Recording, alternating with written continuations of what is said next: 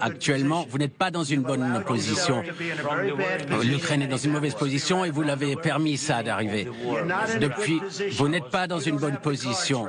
Vous n'avez pas le contrat maintenant. Avec nous, vous allez maintenant... Vous êtes en train de parier avec la vie de millions de personnes. Vous jouez avec la guerre mondiale, la troisième guerre mondiale. Ce que vous faites, c'est un manque de respect. C'est un manque de respect à ce pays, cette nation.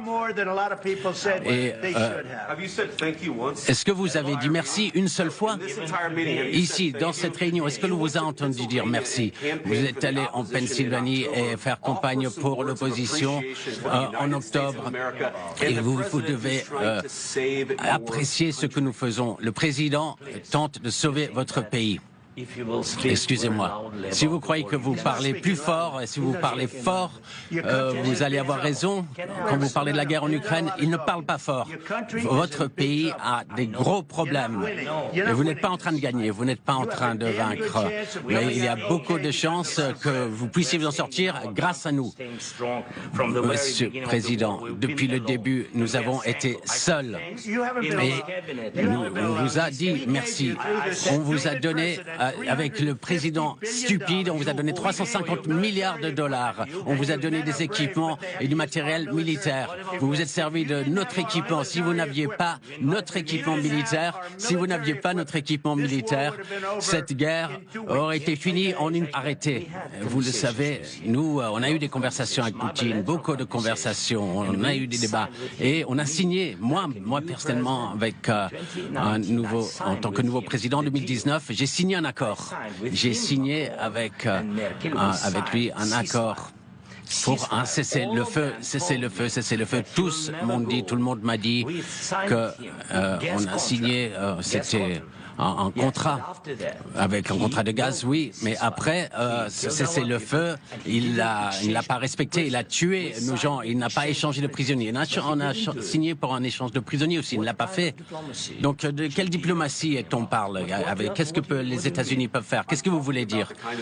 Je parle de la diplomatie qui va mettre fin à la destruction de votre pays. Monsieur le Président, avec tout le respect que je vous dois, vous manquez de respect de venir dans le bureau ovale et dire cela devant les médias américains. Maintenant, vous êtes en train de forcer des conscrits sur le front parce que vous avez des problèmes de personnel.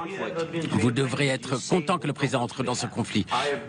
Est-ce que vous êtes venu en Ukraine? Est-ce que vous connaissez la situation? Eh bien, moi, j'ai vu ce qu'on montre dans les médias. Et voilà, vous amenez des gens, vous faites des tours de propagande. Est-ce que vous n'êtes pas d'accord que vous avez des problèmes, que vos militaires ont des problèmes, que vous n'avez pas assez de monde? Et vous manquez de respect de venir dans le bureau ovale et d'attaquer l'administration qui essaye de prévenir la destruction de votre pays. Bon que la population américaine voit ce qui se passe, c'est important. C'est pour ça que je continue cette discussion et ces échanges. Vous devez être reconnaissant. Les gens sont en train de mourir, vous n'avez plus de soldats, vous commencez à ne plus avoir de soldats. Ce serait une bonne chose.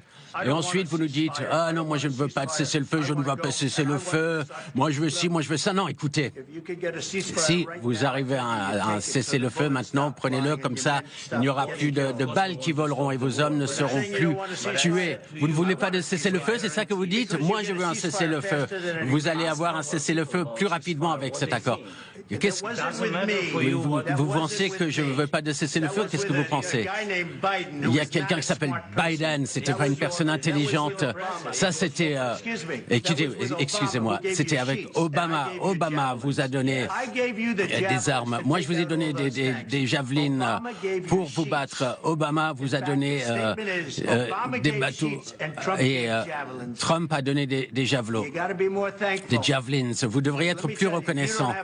Parce que ce n'est pas vous qui avez les atouts en main. Avec nous, vous allez avoir les atouts en main. Sans nous, vous n'avez pas d'atouts. Vous n'avez pas de carte en main. Le problème, actuellement, c'est que moi, voilà, je vous ai donné la possibilité de faire le dur. Et sans les États-Unis, vous ne seriez pas un dur.